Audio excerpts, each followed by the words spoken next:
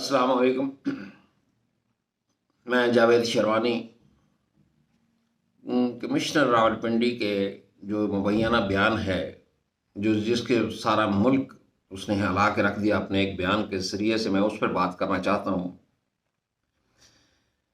बात यह है कि ये बात ठीक है कि कमिश्नर रावलपिंडी का इलेक्शन के सारे प्रोग्राम के साथ कोई ताल्लुक़ नहीं था, लेकिन बात यह है कि ये बात भी हकीकत है कि तमाम डीसी साहबान जो उस डिवीज़न के अंदर आते थे कमिश्नर की मातहती के अंदर ही काम करते हैं। और ये भी बात हमारे मुल्क के अंदर ढकी छुपी नहीं है कि जब कमिश्नर किसी अपने डीसी को हुक्म दे दे तो बाज़ मान लेते हैं, लेकिन बाज़ जो हैं असूलों के ऊपर खड़े रहते हैं और वो कमिश्नर साहब की कोई नाजायज़ बात, गैर कानूनी बात नहीं मानते। और इस सिलसिले में आपने देखा भी है कि गुजरांवाला के अंदर कमिश्नर और डीसी की बाकायदा लड़ाई भी हुई। इसलिए जो लोग अपने ईमान के ऊपर मजबूत रहते हैं, चल किसी लिहाज से भी मजबूत रहते हैं, वो फिर गैर कानूनी अहकामात को नहीं मानते। अब बात आ जाती है कि ये बात कहना कि जी कमिश्नर का इलेक्शन प्रोसेस से कोई ताल्लुक़ नहीं है, ये बात ठीक नहीं है। डीसी चूँकि उसके मतहत है, और अगर कमिश्नर साहब किसी को कहें तो ये तो नहीं हो सकता कि सारे के सारे डीसी इस काम के अंदर मुलव्वस हो जाए। कोई एक आधा हो सकता है, लेकिन इस सारी बहस को फ़र्ज़ करें कि एक बंदा झूठा है, रिश्वतखोर है, माली करप्शन के अंदर मुलव्वस है, और अगर वो किसी जगह पर सच बोल दे तो आप कहेंगे कि नहीं, ये चूंकि पीछे से झूठ बोलता आ रहा है लिहाजा इसकी बात को सच्चा नहीं है, ये बात सच बात नहीं कह रहा। ये बात भी गलत है। और दूसरी बात यह है कि इसके फ़लाँ से ताल्लुक़ थे, फ़लाँ से ताल्लुक़ थे, हर वज़ीर आला के साथ ये बंदा बहुत कंफर्ट फील करता था। तो ये बात किसी हद तक ठीक है, क्योंकि मुलाजम आदमी गवर्नमेंट के ऑर्डर से तो ज़ाहिर भाग नहीं सकता। वो कितना भी बड़ा मुलाजम हो, उसे गवर्नमेंट के कानूनी आर्डर्स को फॉलो करना ही होता है। और जो कंफर्ट ज़्यादा फील करते हैं, ज़ाहिर है वो ज़्यादा मज़े में रहते हैं। असल हकीकत क्या है कि कमिश्नर साहब के किसी के साथ ताल्लुक़ है, नमूने सलाही से ताल्लुक़ है, मलिक रियाज साहब से ताल्लुक़ है, ये कोई बात मानी नहीं रखती। और अगर वो किसी जगह के ऊपर किसी बिजनेस के अंदर पार्टनर भी हैं तो ये भी कहीं गवर्नमेंट के कानून के अंदर कहीं पर ये बात मना नहीं है। अगर वो अपनी आमदनी को इनकम टैक्स के अंदर शो कर देता है तो ये बात भी कोई बात जचती नहीं है कि जो फलां सोसाइटी के अंदर उनके पार्टनर थे, अगर वो गैर कानूनी तौर पर मुलव्वस थे तो वो एक अलग इशू है, उसका इसके साथ कोई ताल्लुक नहीं है। सवाल सिर्फ इतना सा है कि ज़ाहिर है, अच्छा एक और बात, सॉरी, कि गवर्नमेंट मुलाजिम कोई भी है वो ज़ाहिर है किसी न किसी पार्टी के साथ अपना ताल्लुक़ तो रखता है ना, ज़हनी तौर पे सही, कुछ थोड़ा सा बोल बलैये के अंदर भी सही, अपनी गुफ्तगू के अंदर भी सही, उसका ट्रेंड तो किसी न किसी पार्टी के अंदर होता है ना।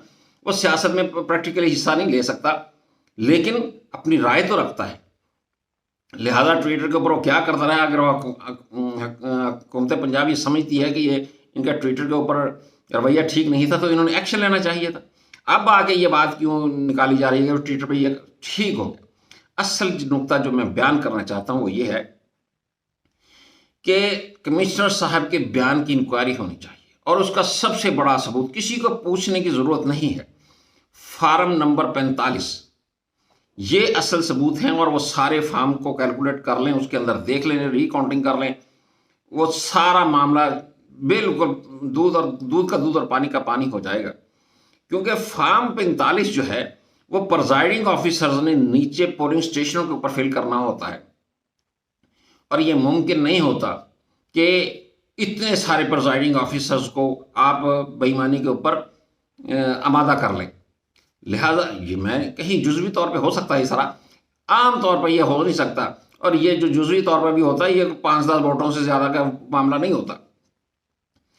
मैंने भी सारी उम्र इलेक्शन भुगताए हैं, कभी एक वोट की बेईमानी करने की कोशिश नहीं की। उन्होंने कहा ठीक है, लिहाजा फार्म 45 चेक कर लें, शोर मचाने की ज़रूरत नहीं है, मुल्क का अमन व अमान पहले ही डिस्टर्ब है सारे का सारा।